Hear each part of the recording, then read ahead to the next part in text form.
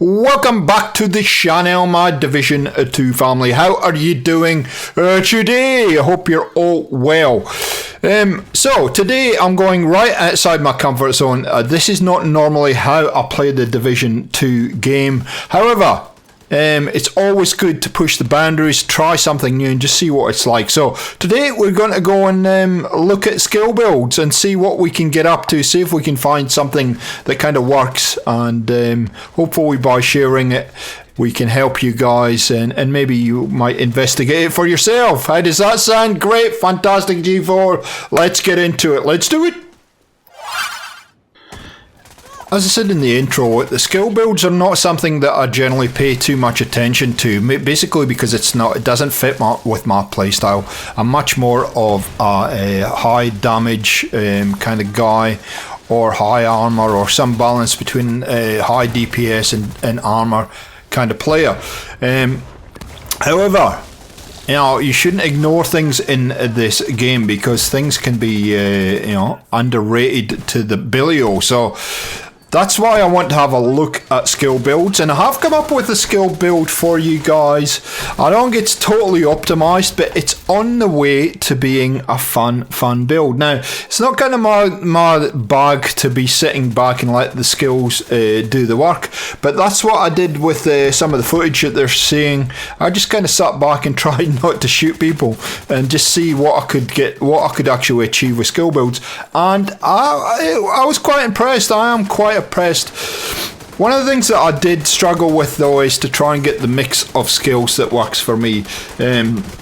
Traditionally, I've used the Seeker Mine and the Drone, and so I've kind of went outside my comfort zone to some degree and started trying different skills and seeing what they're doing. And I think it's a healthy thing to do, because I am finding some success with other skills and in certain situations and whatnot. So it's kind of fun just to expand your knowledge of the game. And if you've been using skill builds and stuff for a while, this is probably not new to you, but it is new to me. I've been playing for a while, and as I said earlier, that's what I love about this game. There is just so many different directions you can go in, and it's like an onion. You can just keep peeling back the layers, and there's more layers and layers. So real exciting to show you what I've come up with. But before we do that, I want to talk a little bit about gear sets that you can potentially use to build something for a skill build, because what I use is not necessarily what you need to use, and also there's lots and lots of alternatives for you depending how you feel and what you've got access to. So you don't have to be level 40 to do this. You will have access to some of these gear sets pretty early in the game, and you can do a skill build if you want and do the whole campaign that way. So here's what I've come up with. Here's the skill build gear sets that you have available to you in varying levels of what they offer as far as attributes or buffs, or however you want to cut that. So you've got the Alps Summit Ornaments, which gives you 15% repair skill, 20% skill duration, and 10% skill haste. Then the Golem Gear, status effects, armor regeneration, total armor.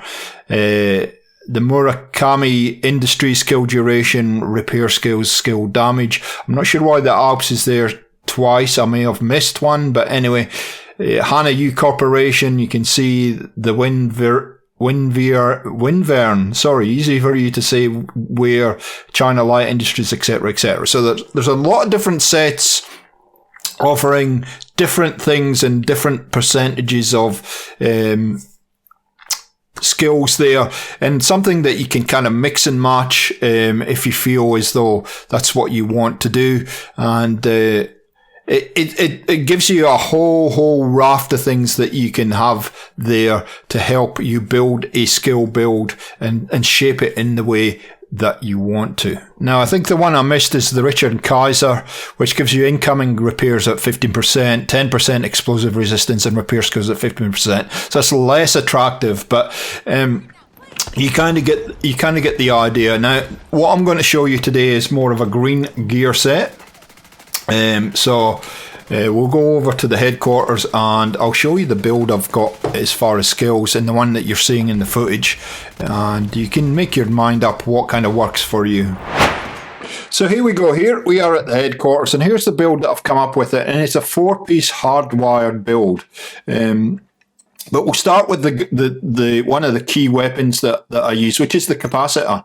Now, if you know how to get the capacitor, make sure that you watch my video on the Summit. It explains how to get this gun if you haven't got it already.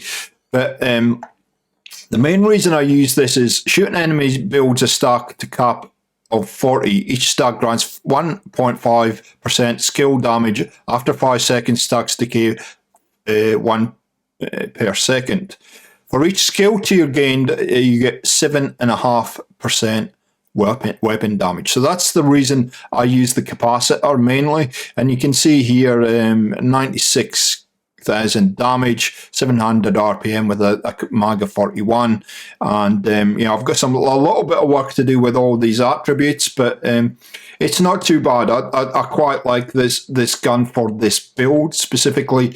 Your secondary in your sidearm really does not matter too much. You can have whatever you like in here, and if you've got any suggestions on what potentially could help here, let me know in the comments. So we go on to the hardwired gear set, and this is basically because 2 pieces give you 15% skill haste, 3 pieces skill damage and repair skills, and then with the 4-piece you get whenever you use or cancel a skill, your other skill cooldown is automatically reduced by 30 seconds, while increasing total skill damage and repair by 10% for 20 seconds. Feedback loop can occur once every 20 seconds. So it's very strong. You can cancel one, you get another. You can cancel that, you get another, and so on and so forth. So pretty strong. Now, with green gear sets, what I'm learning is always run the chest and the backpack piece. If you're going to run 4 pieces, I've run the Ninja backpack in the past, but if you're going to run 4 pieces, I generally would suggest that you run the chest and the backpack. And the reason for that is not only do you get this feedback loop, but generally you get a second talent. And the second talent here is positive reinforcement, which increases the feedback loop, skill damage and repair bonus by 10% and 25% respectively, which is huge, absolutely huge. And then with the backpack, you get another talent called Short Circuit. Decreases feedback loop cooldown from 20 seconds to 10 seconds. Guys, you can just be spamming the heck out of your skills over and over again. And in the footage that you were seeing earlier, I just sat there and I threw out a hive and I pulled it in and I got a seeker mine, and then I threw the hive back out, and I just sat there for a good 10 minutes just killing enemies without shooting a shot because of those 2 talents. I have the Picaros holster in here for a very specific reason. It does give me plus 10% skill haste, but it also gives me armor regen. And that's one thing, one of the downsides that I found with this build is the survivability factor in this build. So I need to put some, I just felt that's a personal thing. Maybe I'm wrong, but I needed to put some kind of regen in there or survivability. We have the knee pads again, has 10% skill damage, which I recalibrated. And then I'm going with the BTSU data gloves. Basically because they were sitting in my inventory, and if I use it with the hive, it grants me 15% hive skill haste per skill tier. Then detonating in a hive refreshes your skill cooldowns and grants overcharge for 15 seconds. If it's skill tier 6, this also effect applies to all allies. Allies receive this effect are unable to benefit again for 120 seconds. So if I look at my hive and I look at the mods, I am actually with this build, I am at skill tier 5. So I sort of miss out on the extra buff there, but that's not too bad. I think if I put the Seeker Mines on, I'll probably push up to skill tier 6. So there you go. That is the build that I'm using. I've had a lot of success and fun with it. Like I said, the downside of it probably is the survivability on it is probably not as good as I've seen in the past. But it's one of those things that you just got to get used to. You can't go running and gunning with this build. It's a completely different mindset to use a skill build over, say, a high DPS or a tank build.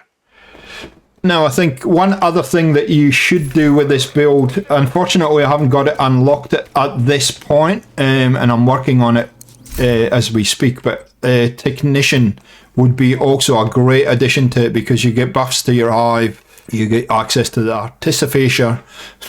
That's hard to say. You know, you get all kinds of buffs. So Technician, if you can run a skill build, I would suggest that to optimize it, you would be using Technician. At this moment, I'm using Sharpshooter. I've got to get these.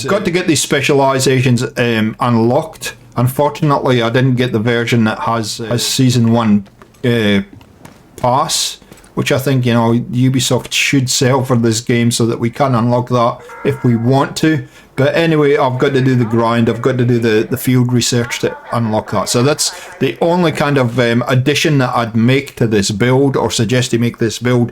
If you can use Technician, you can use what you like with your specializations, but Technician's going to give you an extra buff. So that's all I've got for you today. If you've got any suggestions for me and how I can improve this build, please let me know down in the comments below. I really appreciate the community reaching out and helping me out with some of these.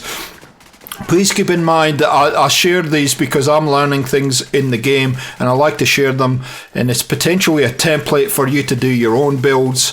So I like to just give you the information, give you somewhere to start, and then you can go off in whatever direction you like. I'm not saying I'm the best skill builder in the world. Like I said, I wouldn't say I'm new to the game now, but compared to people that have been playing 4 and 5 years, I'm still learning a lot of stuff that a lot of you probably already know. And so if you've got knowledge that you can impart on me, I'd really, really appreciate it. Okay guys, something fun for you to play around with, something a little bit different. If you enjoyed the video, please leave a like rating. If you're not subscribed, consider subscribing. We've got a lot of Division 2 content, plus a whole lot of other stuff on the channel. And we'll catch you next time on Gaming for XP. See ya.